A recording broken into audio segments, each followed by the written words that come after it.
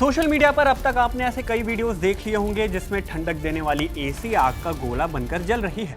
ऐसे में आपके मन में सवाल जरूर आता होगा कि ऐसा क्या हो रहा है कि एसी ऐसे आग के गोले बन जा रहे हैं। क्या एसी की गैस में कुछ ऐसा होता है जो आग पकड़ लेती है, या फिर इसे चलाने में आप कुछ ऐसी गलती कर रहे हैं जिसकी वजह से ऐसे हादसे हो सकते हैं। क्या है वो कारण, जानेंगे इस वीडियो में। हेलो एंड वेलकम, मैं हूं शुभम और आप देख रहे हैं स्विच। हालिया खबर की बात करें तो 30 मई की सुबह नोएडा के सेक्टर 100 के लोटस बुलवर्ड सोसाइटी में एसी फटने की वजह से आग लग गई। आग भी मामूली नहीं, बेहद डरावनी। और केवल नोएडा ही नहीं बल्कि नॉर्थ इंडिया के कई हिस्सों में ऐसी ही कई तस्वीरें सामने आई जिसमें एसी को आग का गोला बनते देखा गया।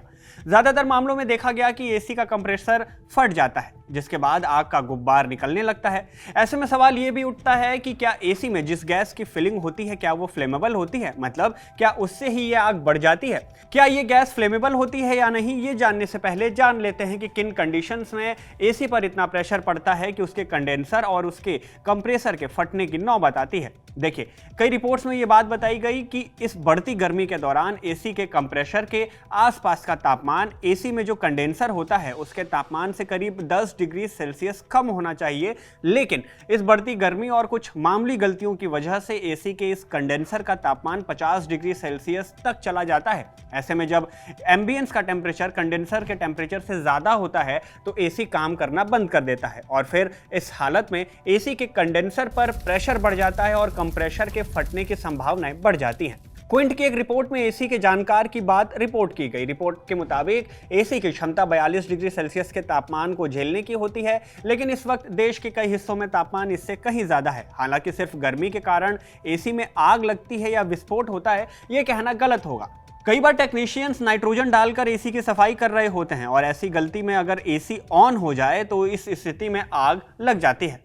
यहाँ एक और सवाल आता है कि क्या एसी में जो गैस भरी जाती है क्या वो फ्लेमेबल होती है। देखिए, आमतौर पर एसी में दो गैसों का ज्यादातर इस्तेमाल किया जाता है। एक होती है R22 जिसे फ्रेऑन कहते हैं, और दूसरा है R410A जिसे प्यूरॉन कहते हैं। हालांकि ये दोनों ही गैस फ्लेमेबल नहीं होती, लेकिन हाई प्रेशर में हवा से मिलने और इग्निशन के सोर्सेस के कॉन्टैक्ट में आने से ये गैस फ्लेमेबल यानी ज्वलनशील हो जाती है। मतलब आग के किसी सोर्स के संपर्क में आने से ये गैस जल सकती है। खैर, ये तो बात हुई नतीजों की, लेकिन किन वजहों से ऐसा होता है, मतलब वो क्या कारण है जिसकी वजह से एसी के कंप्रेसर और कंडेंसर पर इतना असर पड़ता है कि वो इस तरह से जलने लगते हैं। एक बार इसे भी समझ लीजिए। एयर कंडीशनर में खराब वायरिंग, लूज कनेक्शन और शॉर्ट सर्किट भी ब्लास्ट का कारण बन सकते हैं। एसी में गैस लीकेज से भी ब्लास्ट हो सकता है। कई बार ऐसा होता है कि एसी ठीक से कूलिंग नहीं कर रहा होता, लेकिन हम उसे चलाते रहते हैं। ऐसा करने से भी एसी पर प्रेशर पड़ता है और ये गर्म होकर फट सकता है। एसी की कूलिंग में कंडेंसर कॉइल अहम भूमिका निभाते हैं। ये हवा से गर्मी को बाहर निकालते हैं। जब कॉइल गंदगी के चलते जाम हो जाता है तब गैस के नॉर्मल फ्लो में दिक्कत होती है। इससे कंडेंसर ज्यादा गर्म होने लगता है और आग लगने का खतरा बढ़ जाता है। एक और चीज जिसकी वजह से एसी में ब्लास्ट हो सकता है वो है टर्बो मोड। कई बार तेजी से कूलिंग चाहने के लिए हम टर्बो मोड को ऑन कर देते हैं और लंबे समय तक इस मोड में एसी को चलाते हैं, और ऐसा करना खतरनाक हो सकता है। एसी के जानकार बताते हैं कि कंडेंसर से गैस लीक होने से भी एसी से जुड़ी दुर्घटनाएं हो सकती हैं। गैस कम होने से कंडेंसर पर दबाव ज्यादा पड़ता है, जिससे वो अधिक गर्म होने लगता है और इससे आग लगने की जो संभावनाएं हैं वो बढ़ जाती हैं। इसके अलावा लगातार वोल्टेज के उतार चढ़ाव से भी कंप्रेसर की परफॉर्मेंस पर असर पड़ता है और ये भी हादसे का कारण बन सकता है। खैर, ये तो हुए कुछ कारण जिनकी वजह से एसी में आग लग सकती है। अब इसके बाद इनके बचाव क्या हैं ये भी जान लेते हैं। देखिए, जब भी घर या ऑफिस में एसी लगवाएं तो हमेशा प्रोफेशनल टेक्नीशियंस या कंपनी से आए टेक्नीशियंस को ही बुलाएं। इसके अलावा बीच बीच में इलेक्ट्रिकल सेफ्टी की जांच भी करवाते रहें। जानकारों के मुताबिक लगभग 600 घंटों के इस्तेमाल के बाद एसी की सर्विसिंग कराना जरूरी होता है। अगर आपको एसी में थोड़ी भी गैस लीकेज की बदबू आए तो तुरंत इसे ऑफ कर दें और टेक्नीशियंस को दिखा लें।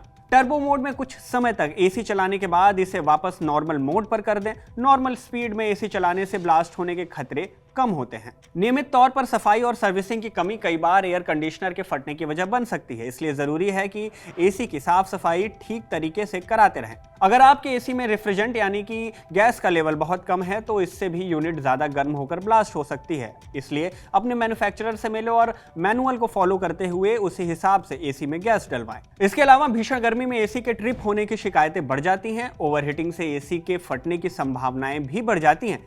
ऐसे में एसी के आउटडोर यूनिट को हो सके तो छांव में रखें और अगर छत पर खुले पर यूनिट रखी है तो उसके ऊपर कोई शेड जरूर लगवाएं। अगर ज़्यादा देर तक एसी को चलाना हो तो हर 1 से 2 घंटे के बीच 5 से 7 मिनट का ब्रेक ज़रूर दें, यानी कि इसके लिए एसी को ऑफ ज़रूर कर दें। ये वो सारी बातें हैं जिसे आप फॉलो करके एसी से होने वाले हादसों को कम कर सकते हैं। बाकी इस वीडियो में दी गई जानकारी आपको कैसी लगी, कमेंट करके हमें ज़रूर बताएं। वीडियो अगर पसंद आई हो तो इसे लाइक करें, शेयर करें और स्विच को सब्सक्राइब ज़रूर कर लें।